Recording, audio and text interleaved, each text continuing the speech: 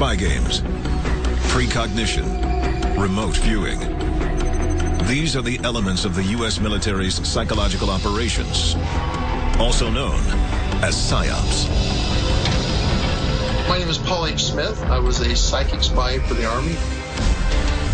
They literally can sit in a room and see half a world away. This is a very scary power to have. It proved that the paranormal was real. The issue is, was it really shut down, or did it go deeper black? Tonight, we reveal the government's top secret extrasensory research programs.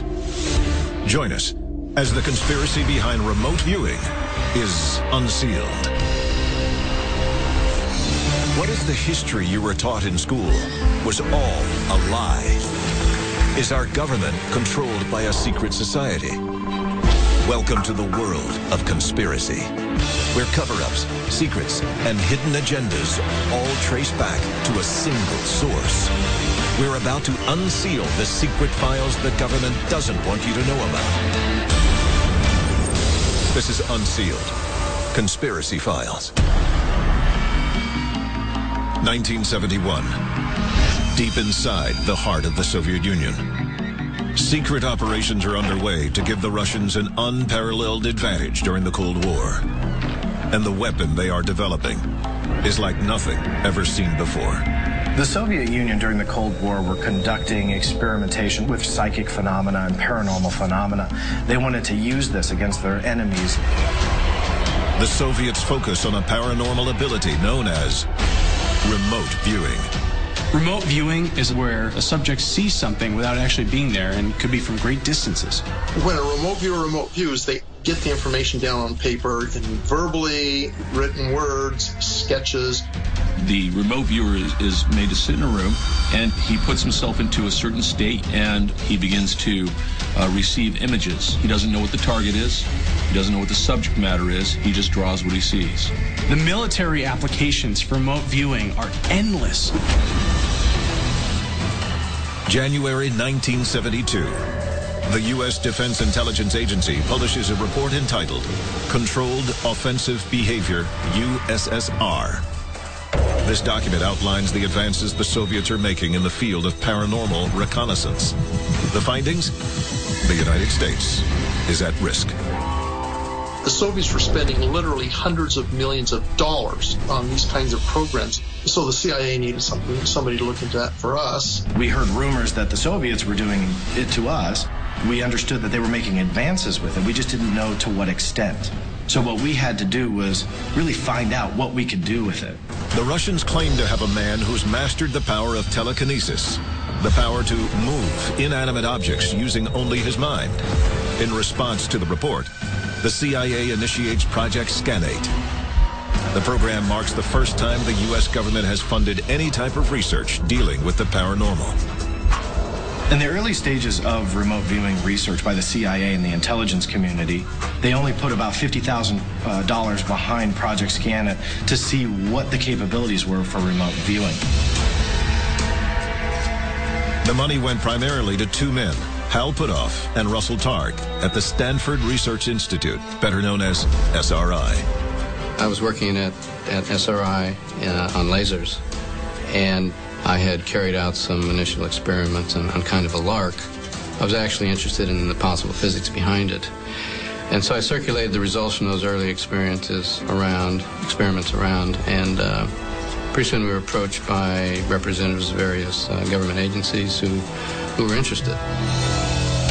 Remote viewing started in roughly 1971 when a consciousness researcher and artist in New York named Ingo Swann was doing some experiments with the City College of New York, with the American Society of Psychical Research, and he suggested a new approach to their research, which ultimately he named remote viewing. The CIA found out about this in 1972, and that's when the program began. Swann paired up with Hal Puthoff, and a new era in parapsychology was born. So we started out doing what anyone else would do. We hid things in boxes, we hid pictures in envelopes. And after a few days, he got bored with that, and he said, why are you having me do this? You want to know what's in the box? Open it up. Want to know what's in the envelope? Tear it open. I mean, this is a trivialization of this ability. What I can do is I can close my eyes and see anywhere in the planet. Why don't we look at that? Using just locations on a map, Swan claimed he could view any place on the planet. Frankly, to mollify him, we said, okay, well, we'll do some experiments. How do you want us to do this? And he said, well, just pick coordinates, latitude and longitude off a map, and I'll tell you what's there. And so we got good descriptions of mountains and lakes and so on, and that continued to work, apparently, to a point that we decided maybe there's something to this. Ingo Swann describes the process known as coordinate remote viewing. If the viewer would be physically at the site of this coordinate, the viewer would begin to experience the sensory surroundings, and these just poured out like water out of a bucket. You can make long lists of them, and in many times you can understand what the site must be, sizes and shapes and heavinesses and qualities and things like that. And so we call this dimensional contact with the site, and they begin drawing pictures of it. Early trials claim up to an 85% accuracy rate. But how does the process work? The Coordinate Remote Viewing Training Manual, written by Major Paul Smith, may offer a clue. They access the information in the matrix via a thing that we just term it a signal line. It's just the conduit by which we connect to the matrix and gain information that then we report as remote viewing data. The question becomes, what do remote viewers do with that information once it is retrieved? When we return, who or what would stop the CIA from using the same techniques to peer inside your home? Or even inside your mind? Unsealed Conspiracy Files. Welcome back to the world of conspiracy. This is Unsealed Conspiracy Files. From 1970 to 1990, the architects of Project Scanate developed the best remote viewers in the world. After 20 years, it's time to take their expertise to the next level. Project Stargate is born, and the race for the ultimate paranormal weapon is on. In the 1990s, the CIA funded Project Stargate to the tune of over $20 million. This is much, much more than the initial $50,000 they put in when they were funding Scanate. The question is, what did the CIA know? Despite a series of advances in the field, a 1995 review by an outside agency concludes that remote viewing was not an effective means of gathering intelligence. 1991, Stargate receives $20 million in funding. Then in 1995, the whole program is abruptly cut off. Many people wonder why that happened. Stargate and the other programs were immediately shut down. At least, that's the official story. So why close the program down in 95? Is it because they really weren't getting the results they wanted? Or is it because too many people knew about that project and they decided it was time to continue it underground? Although no one can be certain if the program is still underway, many ponder where this ability came from in the first place. Could it be that humans have a largely untapped ability? Or were we given this gift by a much higher intelligence than our own? Sergeant Mel Riley was a remote viewer for the U.S. Army in the 1970s. The people involved in the unit came from a lot of different disciplines within the intelligence field.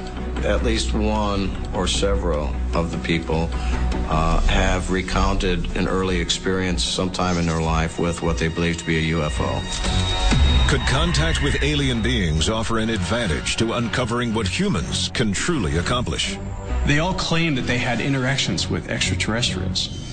And is there a tie between those visitations and their abilities? This is common in UFO folklore. In fact, a lot of abductees seem to have highly intuitive abilities, report psychic abilities, that sort of thing. So there seems to be a correlation between psychic ability and sightings. According to the experts, the matrix of all known information includes more than just our own civilization. Other times and even other planets may be accessible to those remote viewers with the proper skill. And if you're able to see something only a country away, why not try to see something a universe away? Arguing, and I will argue this, that remote viewing is real, And assuming that extraterrestrials are real, does it mean we can remote view to another planet? In fact, more than one remote viewer has been asked to do exactly that. Unsealed case file. The Mars Observer. September 25th, 1992. NASA launches a $980 million probe to the Red Planet. We sent a probe to Mars, and as the probe approached a certain area of Mars, it basically shut off. We lost contact with it. We had some remote viewers remote view that probe. They didn't know it was a satellite that they were looking at. They didn't know it had gone to Mars. They just said, okay, there's an object. Now there's another bigger object that basically enveloped this object. So took it over, shut it down. So they had remote viewed a UFO. An even more incredible claim arises from the Pioneer 10 mission to Jupiter in 1973. Ingo Swann was asked to remote view in advance of the space probe so he could find out what information it might find. One of the things he reported is that there are rings around Jupiter. And everybody said, well, there's no rings around Jupiter. That's Saturn. You've gotten confused. Well, interestingly enough, when several months later the space probe actually flew by Jupiter, discovered that it did have rings. They're just edge on to us, and they're thinner than Saturn's, but there are rings around Jupiter. When it comes to remote viewing other worlds, one more recent result is the most shocking of all. Unsealed case file, the Mars base. March 2010, the Farsight Institute, a privately run research organization, conducts experiments using 9 highly trained remote viewers. Their target, longitude 19.73 degrees west, latitude 3.08 degrees north, on the surface of Mars. JPL released this photo of what appears to be some sort of dome on Mars, and the results they found were pretty fascinating. The participants have visions of a large, artificially constructed dome, underground tunnels and chambers, and a laboratory occupied by humanoid figures. Could this be evidence of a Black Ops government program to build human colonies on Mars? Or is it an ancient civilization immortalized by Martian ruins? They claimed that what they saw wasn't new. It was in fact ancient. Was it natural? Was it artificial? They couldn't really say, but fact is, what they saw was something very real on the surface of Mars. Up next, the CIA says they disbanded their team of psychic warriors in the 1990s. But did they? Unsealed Conspiracy Files. Welcome back to the world of conspiracy. This is Unsealed Conspiracy Files. Visions of secret sites on Earth. Sightings of ancient life on Mars. If the human brain can remotely view any location in the universe, could it crack the most secret vault in the world? The government plans to do just that by entering and controlling your mind. While a lot of skeptics believe that remote viewing is just crazy, 2 things can't be denied. 1, the United States government pumped millions of dollars into research and studying and remote viewing programs. And 2, the remote viewers were accurate. There's more to remote viewing than people understand. 1995. After an independent review, the CIA terminates its remote viewing programs. Quietly, top-secret paranormal experts enter the private sector. Could the government be covering up its remote viewing aspirations by turning to private defense contractors? In fact, remote viewers are so accurate they've started their own training programs. Austin, Texas, 1997. Retired U.S. Army Major Paul H. Smith founds RVIS Inc. to teach the next generation of recruits how to literally expand their minds. Remote viewing is really a skill. It's not necessarily a phenomenon. What it does is take advantage of this underlying innate ability that all humans have. With enough practice, anyone can tune their own internal radio to pick up this information that's floating out there. Major Smith also consults for the most interesting name in paranormal imaging, Psycor. Remote viewing also has some promise in the corporate world in terms of perhaps helping you with investments, strategic planning, that kind of thing. Is the government using Psycor to manipulate the free market? Or even worse, to control your mind? Psycor claims that they can affect elections, predict trends in the stock market, even give you a corporate advantage over your competitor. If there is such a thing as a group of remote viewers who can train their collective psyches on events so as to influence them, we're in a whole new world of the way things work. Political elections, the world oil market, Wall Street trends, even never-before-seen technologies. Psycor can remotely view them all and predict these futures with an 85% rate of accuracy. Companies like Psycor and RVIS Inc. are direct spin-offs from multi-million-dollar government programs. Are private organizations developing the next generation of psychological weaponry. You may be able to peer inside your enemy's top secret facilities or see what type of technology that they have developed. And that's going to be instrumental in aiding strategic military troop movements or decision-making in the battlefield. Security cameras, phone taps, internet monitors. With a worldwide network of surveillance systems, Big Brother is watching you. Just using the human mind and not using cameras and not using surveillance equipment, they can see you and they're watching. That really takes Big Brother is watching to a whole new level, and that's a very scary concept, I think, for anybody on this planet. Remote viewing. These are some of the scariest operations that the military conducts. If remote viewers are able to see your most intimate thoughts, privacy could be lost forever. Who's to say that there is not rooms full of these military intelligence officers looking into every home on this planet Earth? You know, when you talk a scale that big that you can see something from across a universe or in our galaxy, you know, what they can do just on this planet would be pretty frightening. Could remote viewing be the next step in governmental control over your life? If, in fact, the government mastered remote viewing, it means that they had access to information about any enemy or friendly from that point on.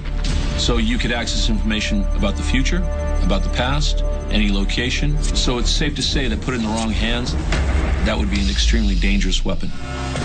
Coming up, we reveal the shocking truth behind remote viewing. What if Big Brother isn't human at all? Unsealed. Conspiracy Files. Welcome back to the world of conspiracy. This is Unsealed Conspiracy Files. The time to act is now. There are 3 simple steps you can take to unseal the truth. Follow on Twitter. Follow the Unsealed Twitter feed to receive breaking news of the latest conspiracies as they develop. Tell your story. What did you see that you shouldn't have? The government's known about it all along. Why has nobody told us? Upload stories and pictures to our interactive map. Join the movement. Get the Unsealed bracelet and the unique code hidden underneath to access exclusive content. Stop living in the dark. It is definitely coming this way. Get involved in the fight to unseal the truth. Now.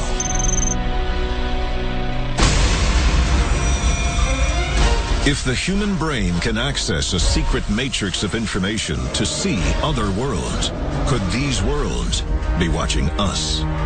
They all claim that they had interactions with extraterrestrials. Let's say that we start to journey to other planets remote viewing-wise, and we encounter a civilization that also has the same technology. Can we communicate? The answer seems to be yes. Psychological hackers, government mind probes, and extraterrestrial remote viewers already threaten your thoughts. Don't ignore the reality of remote viewing. Protect your mind, and beware, they're watching you. Unsealed Conspiracy Files.